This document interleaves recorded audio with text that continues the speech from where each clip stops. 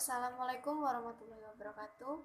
Nama saya Reza Adelia, NPM 20010510103. Di sini saya akan mempresentasikan jurnal bahasa Indonesia saya yang berjudul Kalimat dan Unsurnya.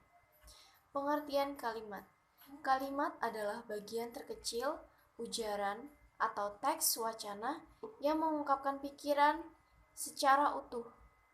Kalimat menurut Fokker adalah ucapan bahasa yang mempunyai arti penuh dan batas keseluruhannya ditentukan oleh turunnya suara.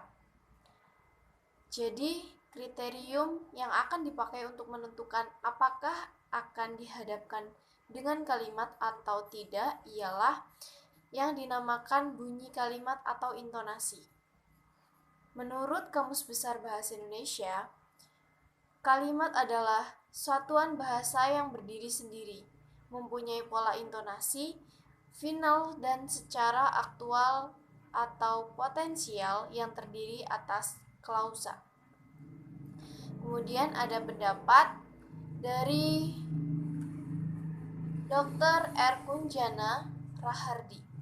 Dalam bukunya, kalimat dapat dipahami sebagai satuan bahasa terkecil yang dapat digunakan untuk menyampaikan ide atau gagasan. Dapat dikatakan sebagai satuan bahasa terkecil karena sesungguhnya di atas tataran kalimat itu masih terdapat satuan kebahasaan lain yang jauh lebih besar.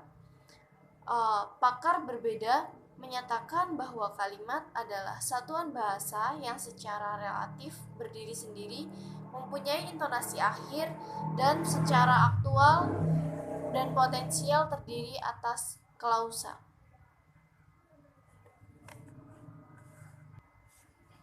Kemudian ada unsur kalimat. Unsur kalimat adalah fungsi sintaksis yang lazim disebut jabatan kata atau peran kata dalam kalimat. Unsur kalimat tersebut berupa subjek, predikat, objek, pelengkap, dan keterangan. Yang pertama ada subjek. Subjek atau yang biasa disimbolkan dengan huruf S adalah bagian kalimat yang menunjukkan pelaku, tokoh, sosok atau benda, sesuatu hal, atau suatu masalah yang menjadi pokok pembicaraan. Subjek pada umumnya berupa jenis kata atau frasa benda atau nomina, klausa atau frasa verba. Dalam kamus linguistik disebutkan bahwa subjek adalah bagian dari klausa berwujud nomina atau frasa nomina yang menandai apa yang dikatakan oleh pembicara. Kemudian yang kedua ada predikat.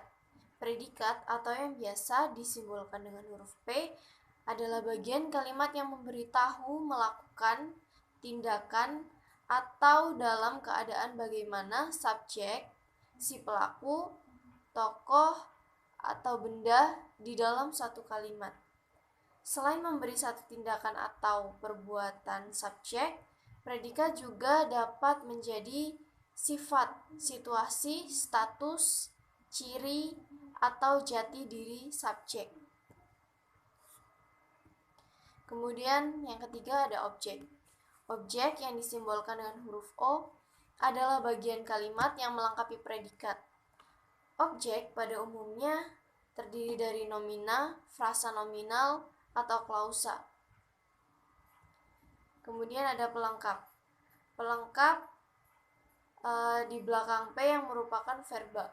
Posisi tersebut ditempati oleh objek dan jenis kata yang mengikuti pelengkap atau objek juga sama, yaitu dapat berubah nomina, frasa nominal, atau klausa.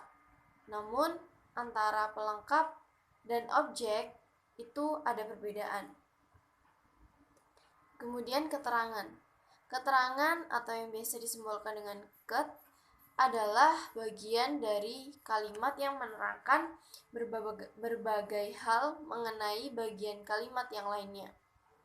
Unsur keterangan ini dapat menerangkan subjek, predikat, objek, dan pelengkap.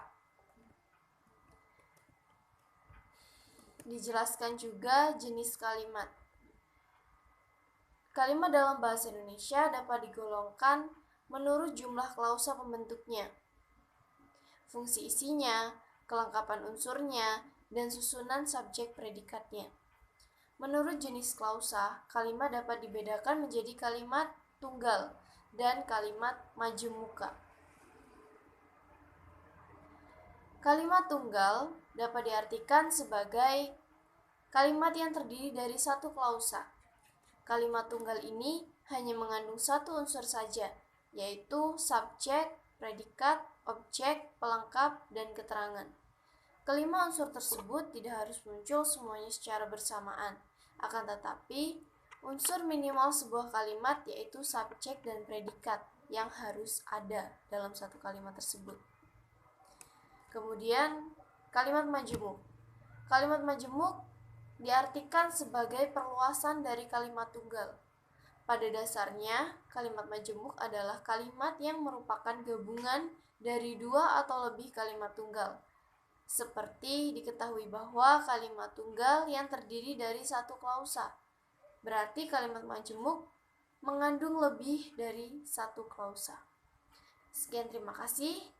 Saya akhiri. Wassalamualaikum warahmatullahi wabarakatuh.